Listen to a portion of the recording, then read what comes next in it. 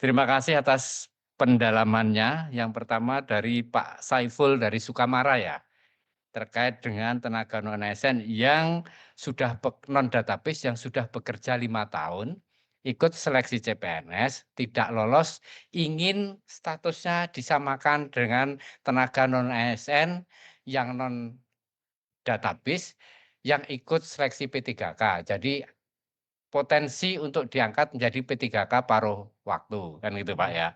Nah, Bapak Ibu sekalian, bahwa pengangkatan P3K, baik itu P3K penuh maupun paruh waktu tahun 2024 itu adalah melaksanakan amanat Undang-Undang 20 tahun 2024, itu pertama. Yang kedua, saya menjadi bertanya, Pak, ini tenaga non-ASN sudah bertugas 5 tahun, artinya sudah 2020 sudah mulai bertugas, Izin Pak, ya. koreksi Pak. Tadi saya sampaikan hanya dia sudah masuk kategori yang tidak masuk database, tapi sudah masuk kategori minimal 2 tahun bekerja. Kalau 5 tahun izin saya Oh, tadi bukan karena saya dengar tadi 5 tahun ya, Pak, sudah ya. bekerja. Jadi, sudah lebih dari 2 tahun Ya, bekerja. Jadi setelah dilakukan pendataan tahun betul. 2022. Jadi Iya. kalau 5 tahun saya bertanya, Ya, mengapa tidak siap. masuk database kan Database, gitu kan, betul itu. Pak, betul. Oke, kalau kalau kurang dari 5 tahun, lebih dari 2 tahun, masuk akal kalau tidak masuk di database.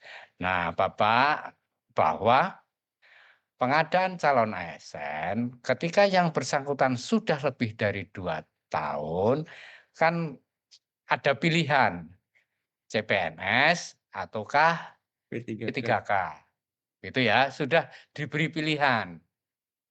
Nah, ketika memilih CPNS ada resiko, yaitu yang bersangkutan tidak bisa diangkat menjadi P3K paruh waktu, karena tidak masuk dalam database. Kalau tidak lolos untuk seleksi CPNS. CPNS, gitu. Nah, ini kebijakan yang sampai hari ini aturannya demikian, Pak. Ya, Aspirasi tersebut layak untuk diperjuangkan atau disampaikan. Silakan terima kasih. saja, berulang kali disampaikan, tapi kami selaku eksekutor kebijakan itu masih mengikuti kebijakan saat ini bahwa untuk P3K paruh waktu adalah R1. R1 itu adalah pelamar prioritas untuk C P3K XTHK 1. P3K, yaitu untuk tenaga pendidikan itu adalah guru yang lolos seleksi tahun 2021 kalau tidak salah, namun belum diangkat. Contoh dari Pandeglang kalau tidak salah ya. Banyak, ada beberapa, ada banyak. Itu R1. Berapapun nilainya, sepanjang ada formasinya, yang bersangkutan wajib diangkat. Kemudian untuk tenaga kesehatan adalah bidan pendidik klinis yang lolos seleksi tahun 2023, kemudian oleh BKN di TMS-kan karena tidak memenuhi kualifikasi pendidikan sebagai bidan. Nah ini, R1 untuk tenaga kesehatan. R2 itu ex-THK2, ex tenaga honorer kategori 2. R3 adalah tenaga non-ASN yang terdaftar dalam database BKN hasil pendataan tahun 2022. Kemudian R4 adalah tenaga non-ASN yang sudah bekerja 2 tahun atau lebih di instansi dan saat ini masih bekerja dan mendaftar di instansinya tersebut. Kemudian R5 itu adalah guru yang lulusan BPG.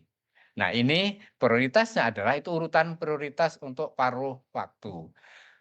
Amanat undang-undang, tenaga non-ASN yang non-database, artinya yang R1, R2, R3, itu wajib diangkat, diselesaikan tahun 2024, akhir Desember tahun 2024. Dan ini sudah lewat, prosesnya memang sudah dimulai sejak tahun lalu. Yang untuk sisanya, yang R4 itu dapat diangkat menjadi P3K paruh waktu apabila keuangan instansi atau daerah memungkinkan. Nah ini, dan catatan sekali lagi, pengangkatan P3K paruh waktu hanya untuk menyelesaikan tenaga non-ASN tahun 2024, bukan untuk tenaga non-ASN yang lain, dan instansi dilarang untuk mengangkat tenaga non-ASN di luar itu. Demikian ya Pak, tapi aspirasi silahkan, Yes. itu wajar untuk dikemukakan. Iya. Kemudian untuk pasaman, gaji P3K paruh waktu saat menjadi tenaga non-ASN, gajinya dari mana? Itu sebetulnya pertanyaan atau pemikiran sederhana. Besarnya berapa, itulah yang sebetulnya bisa dilanjutkan. Kalau APBD, rasa-rasanya tidak di surat Menpan, di Kepmenpan SE Menpan nomor 16 atau Kepmenpan 16 dan surat Menpan yang terakhir itu gajinya bukan dari belanja pegawai. Karena saya tahu Pasaman, rasio belanja pegawai terhadap APBD-nya adalah sudah 53%. Jadi sudah cukup berat kalau sampai masuk ke belanja pegawai. Nah, bagaimana? Ya harus dicarikan pos-pos di luar belanja pegawai, honor proyek, dan seterusnya, sebagaimana sebelumnya yang bersangkutan sebelum diangkat menjadi P3K paruh waktu. Bisa dibelanja jasa, belanja barang dan jasa, atau yang lainnya. Demikian Pak untuk yang gaji P3K paruh waktunya. Nah ini memang perjuangan yang berat untuk Pasaman karena rasio belanja pegawainya sudah 53%. Ada dua pilihan, belanja pegawainya dikurangi, mungkin Bapak Ibu dikurangi, atau PAD-nya dinaikkan, kan gitu kan pilihannya gitu. Tapi kalau PAD dinaikkan, ya bisa jadi yang jadi kena ini masyarakat, PBB naik misalnya gitu kan, menjadi berat. Semuanya pilihan menjadi berat, tapi itulah kondisi yang kita hadapi bersama, bukan hanya di Pasaman.